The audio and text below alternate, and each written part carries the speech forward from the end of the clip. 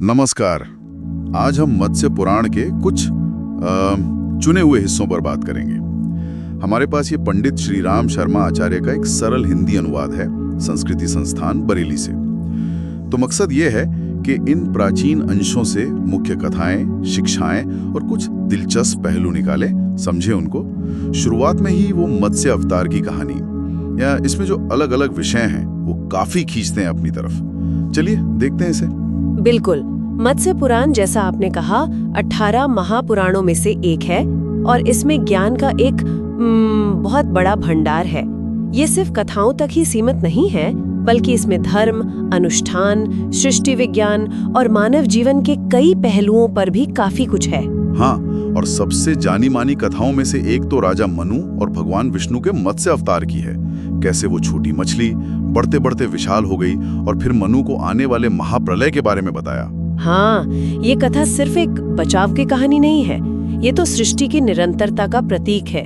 भगवान विष्णु ने मत्स्य रूप धारण करके मनु को एक नाव बनाने का निर्देश दिया, ताकि प्रलय के बाद सभी तरह के जीवों, बीजों और सप्तर्षियों के साथ, मतलब एक नई सृष्टि का आरंभ कर सके।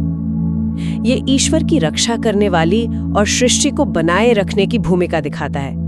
एक तरह से हाँ, जीवन और ज्ञान की नई शुरुआत। सही कहा। और जैसा आपने शुरू में कहा था, पुराण सिर्फ कहानियां नहीं हैं। जो हमारे पास स्रोत हैं वो बताते हैं कि इनमें धर्म, कर्मकांड, व्रत, राजवंशों का इतिहास, मतलब वंशावली। बिल्कुल, वंशावली, युगों का वर्णन। हाँ, युगों का वर्णन, भूगोल, ऐसी बहुत सी चीजें शामिल हैं। व्यास जी ने 18 पुराण रचे थे, ऐसा कहा जाता है। आपने सही समझा।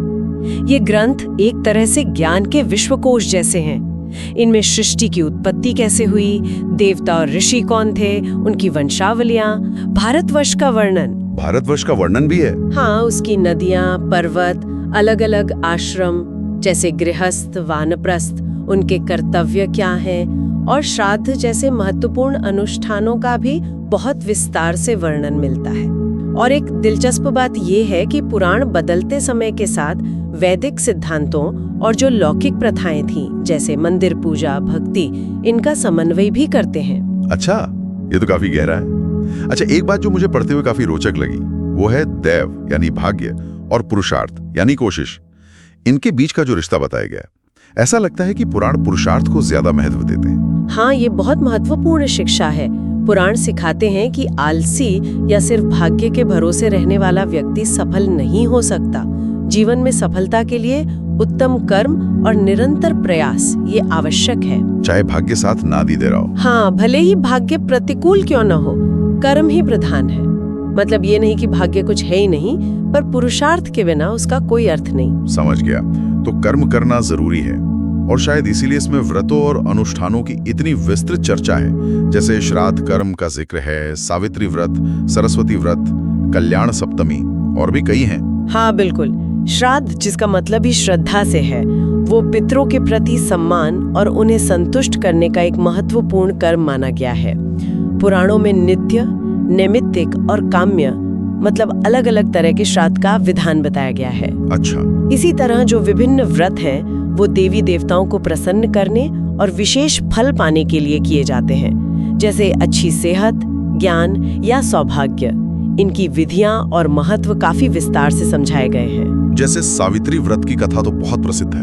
बिल्कुल, वो पतिव्रता धर्म और दृढ़ निश्चय का प्रतीक है, जहाँ सावित्री अपने पुरुषार्थ से यमराज तक को मना लेती हैं। ऐसे ही कल्याण सप्तमी सूर्य उपासना से जुड़ा है, नक्षत्र पुरुष व्रत है, ग्रहों की शांति के उपाय भी हैं। ये सब दिखाते हैं कि कैसे आस्था और कर्मकांड जीवन में एक सकारात्मकता और उद्देश्य ला सकते हैं, ऐसा माना जाता था।